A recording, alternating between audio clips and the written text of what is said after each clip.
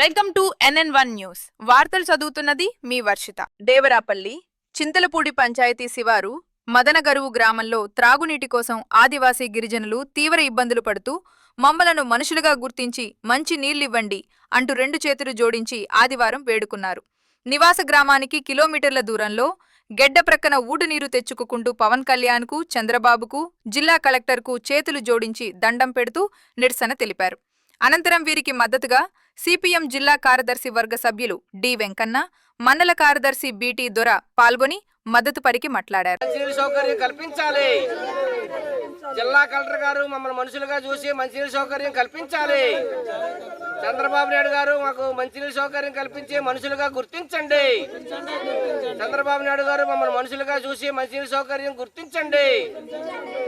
పంటలు కూడా సక్రమంగా పండే పరిస్థితి లేదు, తినడానికి తిండి లేదు. ఈ సంవత్సరం జీడి తోటలన్నీ కూడా పూర్తిగా పోయే ఎలా బతకాలని చెప్పేసి వీళ్ళు మొన్నే వలస కార్మికులుగా ఇక్కడికి వచ్చారు. వీళ్ళందరికీ ఉపాధి పనులు కూడా సక్రమంగా చెప్పట్లేదు. ఉపాధి పనులైనా మాకు పనులు కల్పించండి అని చెప్పేసి రెండు చేతులు ఎట్టి జోడించి చిన్నపిల్లల సహా ఏడుస్తూ ఉన్నారు.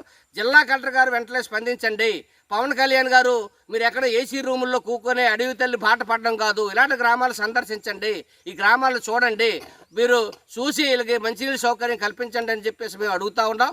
కాబట్టి ఇక్కడ గెడ్ నుండి దాదాపు 2 కిలోమీటర్లు ఈ గ్రామానికి మంచినీళ్ళు తెచ్చుకొని నీళ్ళు వీళ్ళు బతుకుతూ ఉన్నారంటే వీళ్ళు మనుషులా లేకపోతే అడవిలో జంతువులుగా మీరు చూస్తుంటారా అని చెప్పేసి మేము అడుగుతూ ఉన్నాం. ఈ జిల్లా ఉన్నటువంటి కలెక్టర్ గారు కానీ ఇక్కడ ఉన్నటువంటి RDPLS అధికారులు కానీ ఏం చేస్తుంటారని చెప్పేసి మేము ప్రశ్నిస్తూ ఉన్నాం.